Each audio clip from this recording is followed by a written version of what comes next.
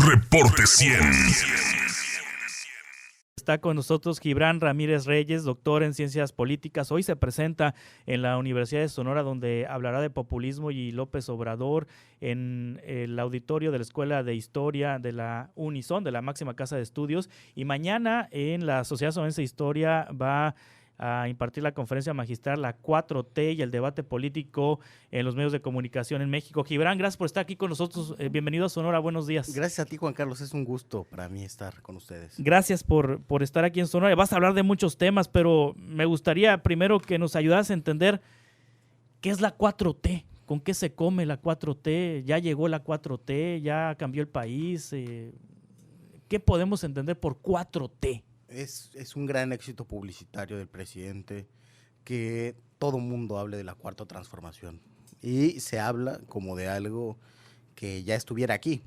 La 4T es un objetivo, la cuarta transformación de la vida pública de México. Y es la cuarta porque sería la cuarta vez que hay un gran movimiento político que amplía los derechos. Por eso no se cuentan otras transformaciones de la vida pública, ¿no?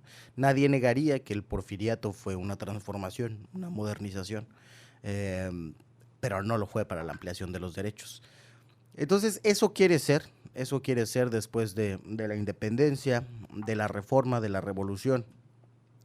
Después de eso, del proceso de la Revolución Mexicana, yo diría sobre todo de 54 a 70, se duplicó la clase media, hubo mayor acceso a derechos. Del 70 al 80 disminuyó la desigualdad, incrementaron los salarios reales, tuvieron su momento de mayor confluencia con los de Estados Unidos. Y después de eso, todo ha sido retroceso en el ejercicio de derechos, empobrecimiento, participación más plural, sí, pero con su dosis de autoritarismo, porque todos los partidos, los dos grandes partidos que partían el queso, tenían la misma ideología, siguieron las mismas reformas, y el disfrute de esos derechos fue cada vez menor para las personas. Entonces lo que se plantea es eso, es cambiar la ecuación. Si antes se pensaba que teníamos que ser un país próspero primero y después igualitario, la 4T quiere ser un freno de emergencia y decir, no podemos seguir avanzando y no tendremos país con prosperidad hasta que no aliviemos la tremenda desigualdad y la pobreza. Y de eso se trata principalmente, por eso dice el presidente que por el bien de todos primero los pobres. No es algo que haya sucedido. Está, digamos que en una fase destructiva el cambio de régimen. Sí. Se destruyó por los votos una partidocracia de tres principales actores, ¿no? Esa no va a quedar igual. No se va a restaurar en 2021, nos vamos a despertar de nuevo con tres partidos más o menos equivalentes, eso no va a pasar. Se destruyó un sistema de compras públicas que estaba vinculado a ese sistema de partidos a través de moches y de otros mecanismos de corrupción al centralizarlo en Hacienda. Se destruyó o está en tránsito de destruirse un federalismo corrupto, digamos, fundamentado en las transferencias federales. Y se está destruyendo también un maridaje de los grandes poderes económicos con el poder político. Yo lo más relevante que he visto ahí ha sido la pugna con las farmacéuticas. Es una pugna chiquita. Es revivir la farmacovigilancia, que el Estado puede ir a ver que no se pudran los medicamentos y que le hagan daño a la gente, como pasó con el asunto del desabasto de cáncer causado por eso, del desabasto de medicamentos para el cáncer.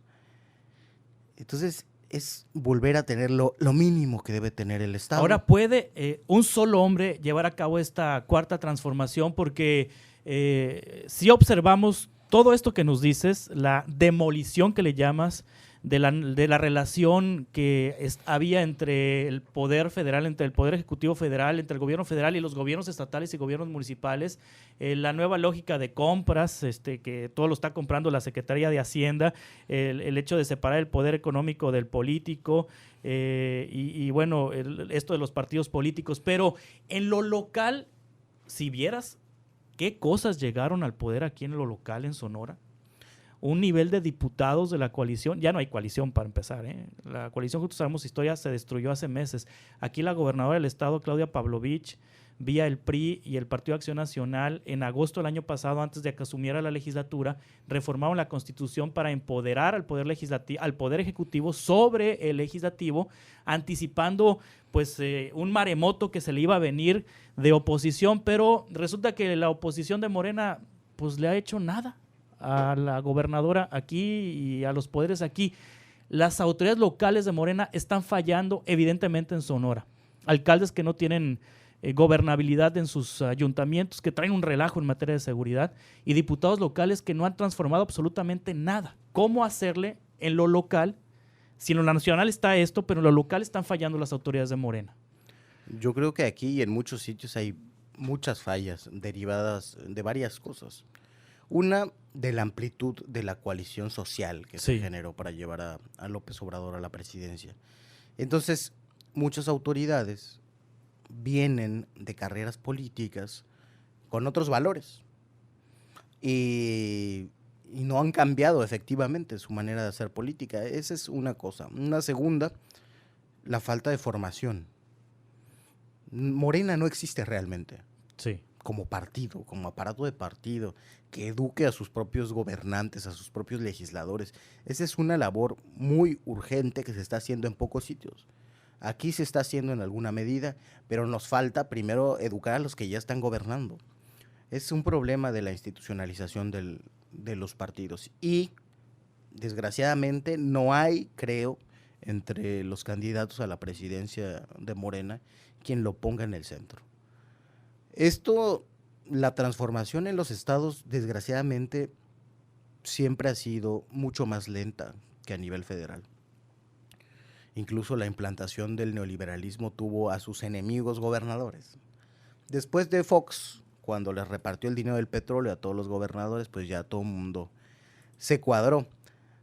Pero tenemos todavía enclaves autoritarios que no han superado la lógica del partido casi único, ¿no? Por ejemplo, en el caso de Coahuila, van a otro ritmo los estados. Y esto depende mucho del bajo desarrollo del sistema de partidos. Entonces ahí yo creo que tendremos que esperar a las próximas elecciones. Desde luego no tenemos que esperar para que gestionen bien. La ciudadanía tiene que exigir que se cumplan los principios de la Cuarta Transformación, aún a los representantes del partido en el poder. Pero sí para cambiar el personal político. Ese es uno de las principales asignaturas pendientes. Sí, ahora, ¿cómo ves a López Obrador? Mira, te quiero enseñar esta foto ayer en Palacio Nacional. Estos son los que reparten el queso en Sonora, ¿eh? Aquí está el Producto Interno Bruto de Sonora. Los grandes tomadores de decisiones en materia económica están los empresarios más fuertes de Sonora. Está inclusive la secretaria general del PRI, Kitty Gutiérrez Mazón, que pertenece a una de las familias más poderosas del estado de Sonora. Se reunió, digamos que el Producto Interno Bruto sonorense con el presidente Andrés Manuel López Obrador. Le llevan proyectos. Algunos de ellos son críticos muy fuertes del López Obradorismo y del régimen que pretende cambiar el presidente López Obrador, pero se siente como que López Obrador empieza a pactar con este tipo de fuerzas que tanto criticó en su momento y que son los que mayormente pretenden que el estado de las cosas se conserve. Sí, es muy interesante. Se necesita a los empresarios, sí, sin duda. Toda la inversión que necesita el país, la mayoría tiene que ser privada. Y tiene, yo creo que estar orientada bajo la rectoría del Estado. Entonces es importante sentarse con todos, decirles las nuevas reglas, etcétera, etcétera. No creo que una reunión como esta signifique un pacto para que todo siga igual. Sí. Bueno, aquí en Sonora ha seguido todo igual, ¿eh? Sí. Sí, yo no conozco con detalle el caso sonorense.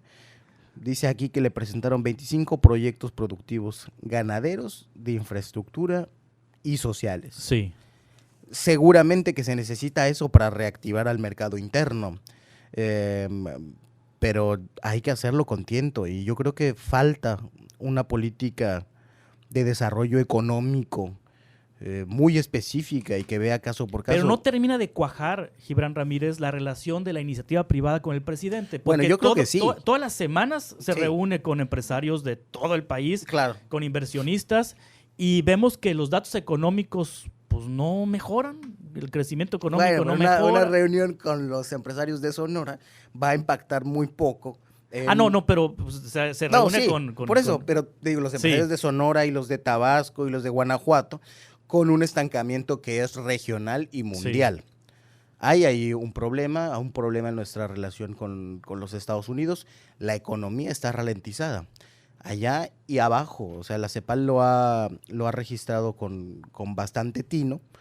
Hay un problema económico actual, mundial, que se agudiza en nuestra región. Entonces yo creo que ha sido un triunfo no entrar en recesión, que hay que esperar, porque es un tiempo de siembra. Desde luego que los programas sociales tienen que reactivar el consumo, y eso reactivará el mercado interno en alguna medida. Y hay otros motores, los que dependen del Estado, que están encendiéndose apenas. Por ejemplo, Pemex empieza a producir, a recuperar su capacidad de producción y de refinación. Si la prospectiva se cumple, para 2021 estaremos teniendo en producción 22 campos. Eso te da capacidad de hacer una política industrial. No se puede inventar de un día a otro, pero se está trabajando en todos esos ámbitos. Ahora, en lo que hace a la relación con los empresarios locales, yo creo que sí hace falta un trabajo muy fino de la Secretaría de Economía para entender la vocación productiva de cada sitio, pero además el entramado de poder de cada sitio.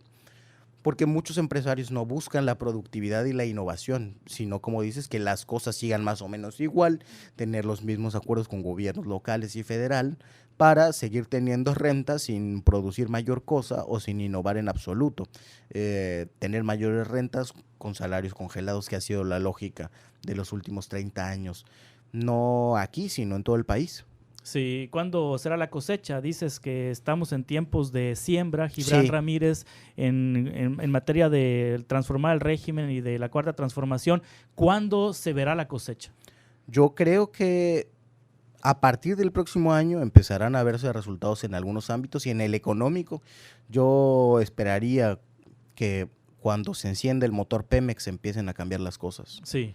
O sea, cuando acabe de encender en 2021, las cosas tienen que mejorar sustancialmente. Una buena parte de la reasignación presupuestal derivada de la austeridad republicana va a Pemex.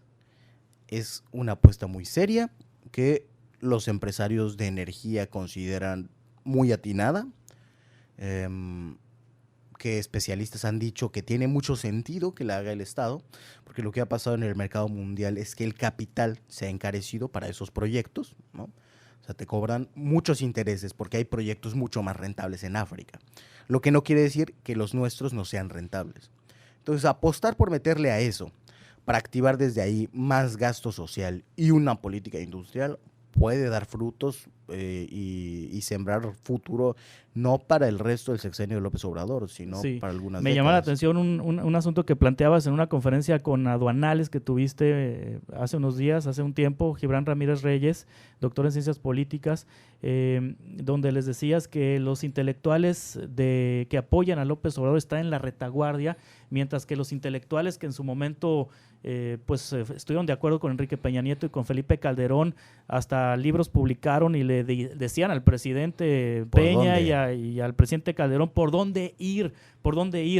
Esto de que todo esté en un solo hombre no es mucho riesgo. Y si se nos muere López Obrador, ¿qué va a pasar con la cuarta transformación? Digo, porque si ya se ha manejado en columnas, ya con objetivos de desprestigiar o de tergiversar la información, que tiene problemas cardíacos, pero trae una actividad tan frenética, tan fuerte.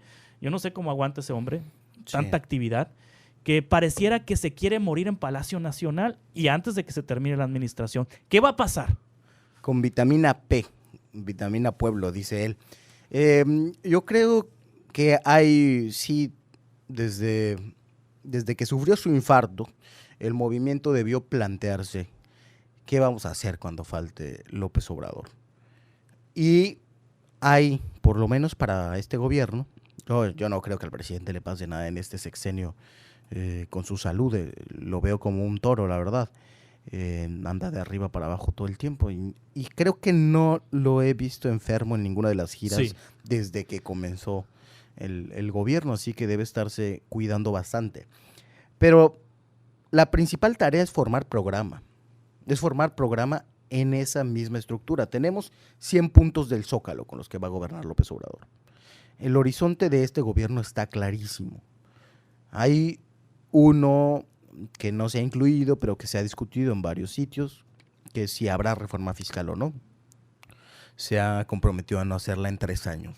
Después veremos, ¿no? Tiene que comprobarse que se gasta bien antes de cobrar más impuestos. Pero el reto es saber, después de esos 100 puntos, ¿qué? Y eso solo se puede construir en colectivo. Sí, desde las instituciones, desde los think tanks, desde los partidos políticos que ahora están en ruina.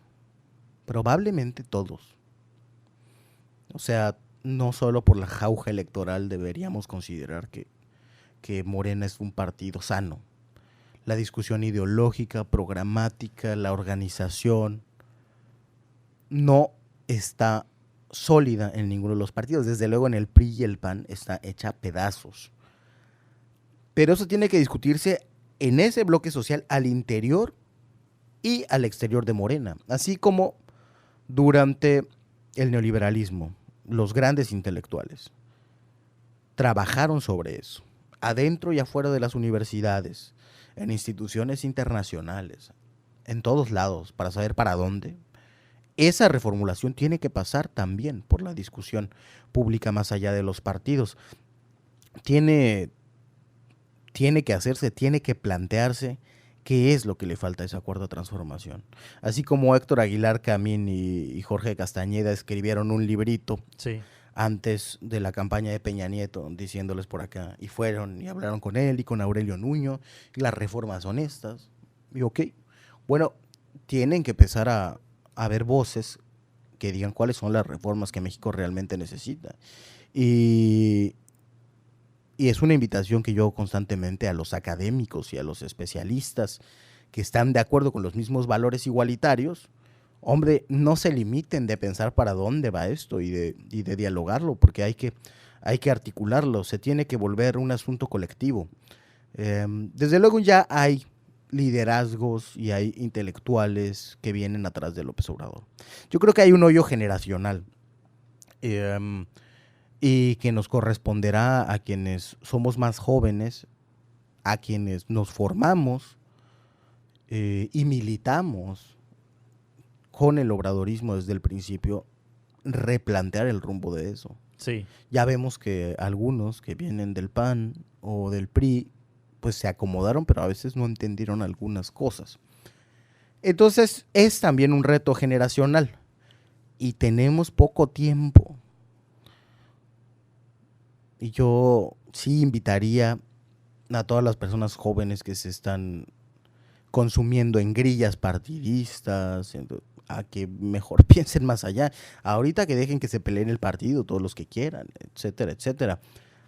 Hay que ir pensando y articulando la alternativa. ¿Qué va a ser? ¿Cómo se va a lograr? ¿Cómo se va a concretar? ¿Qué más hay que sembrar para que efectivamente se lleve a cabo esa cuarta transformación y no sea un cambio de régimen accidentado que acabe en otra cosa, no necesariamente mejor? Gibran Ramírez Reyes, muchas gracias por estar aquí con nosotros a las 11 de la mañana en el Auditorio de Historia de la Universidad de Sonora. A las 5 de la tarde mañana te presentas en la Sociedad Sonorense de Historia.